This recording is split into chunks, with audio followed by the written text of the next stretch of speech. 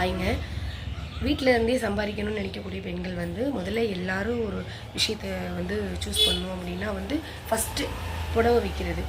நான் என்ன சொல்கிறேன்னா, தயவு செஞ்சு அந்த விஷயத்தை மட்டும் எல்லோரும் சேர்ந்து தேர்ந்தெடுக்காதீங்க. நிறைய பேர் ஆன்லைனில் வந்து புடவை விற்கிறதுக்கும் ட்ரெஸ்ஸு விற்கிறதுக்கும் லட்சக்கணக்கான பேர் இருக்காங்க.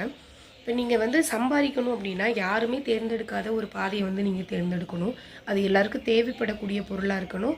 அந்த டைமில் வந்து நம்மளுக்கு காம்படிஷன் வந்து கொஞ்சம் கம்மியாக இருக்கக்கூடிய மாதிரியான இந்த வீட்டு உபயோகப் பொருட்கள் வந்து விற்கிறதுக்கான ஆட்கள்லாம் இங்கே வந்து ரொம்ப குறைவாக தான் இருக்காங்க.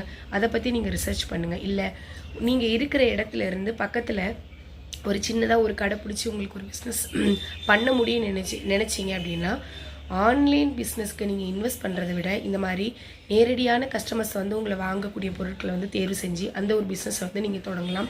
மேக்ஸிமம் பீப்புள் வந்து இங்கே எல்லாருமே படித்தவங்க, எம்ப்ளாயீஸ் தான் நிறையா இருக்கீங்க. அதனால் ஒரு புது நம்மளுக்கு முன்ன பின்ன எந்த ஒரு தொழிலாக இருந்தாலும் ஒரு முன்ன பின்ன அனுபவமே இல்லாத ஒரு துறையை வந்து தேர்ந்தெடுத்து அதில் சக்ஸஸ் பண்ணுறது வந்து பண்ணலாம். பட் அதுக்கான பர்சன்டேஜ் வந்து ரொம்ப கம்மி தான். அதனால் பக்கத்தில் ஒரு கடை, ஒரு ஜெராக்ஸ் கடை வைக்கலாம், இல்லை ஒரு சின்ன மளிகை கடை வைக்கலாம், ஒரு டிஃபன் சென்டர் வைக்கலாம், இல்லை ஜவுளி கடை வைக்கலாம். நம்ம பகுதியில் இது இல்லை அப்படிங்கிறத நீங்கள் வந்து ஒரு கிரவுண்ட் ஒர்க்கு கண்டிப்பாக பண்ணணும். அதை பண்ணி அதுலேருந்து கிடைக்கிற என்ன இல்லையோ அந்த ஒரு விஷயத்தை சூஸ் பண்ணி நீங்கள் வச்சுக்கலாம். அப்படி இல்லை நீங்கள் ஆன்லைனில் தான் நீங்கள் பண்ணுறீங்க, உங்களுக்கு வந்து கடை வச்சு போகிறதுக்கான வாய்ப்பு கிடைக்கல, குழந்தைகளை பார்த்துக்கணும், இல்லை வீட்டையும் பார்த்துக்கிட்டு எங்களுக்கு அந்த மாதிரி போகிறதுக்கான வாய்ப்பு கிடைக்கலன்னு நினைக்கிறவங்க வந்து ஆன்லைன் பிஸ்னஸ் சூஸ் பண்ணுங்கள். முக்கியமாக இந்த எக்ஸ்போ அப்படிங்கிற ஸ்கீமில் போய் யாருமே மாட்டாதீங்க. ஃபஸ்ட்டு நிறைய கஸ்டமர்ஸை வந்து பிடிங்க. ட்ரஸ்டடாக பீப்புளை வந்து நீங்கள் வந்து ரொம்ப ட்ரஸ்டட், உங்களை நம்பி பணத்தை கொடுத்தா நீங்கள் உங்களுக்கு பொருள் கொடுப்பீங்க அப்படிங்கிற ஒரு நம்பிக்கையை வந்து மக்கள்கிட்ட நீங்கள் விதைச்சிட்டிங்க அப்படின்னா உங்களுக்கான கஸ்டமர் நிறைய தேடி வருவாங்க. அது மூலமாக உங்களுடைய பிஸ்னஸ் வந்து கொஞ்சம் கொஞ்சமாக இம்ப்ரூவ் ஆகும்.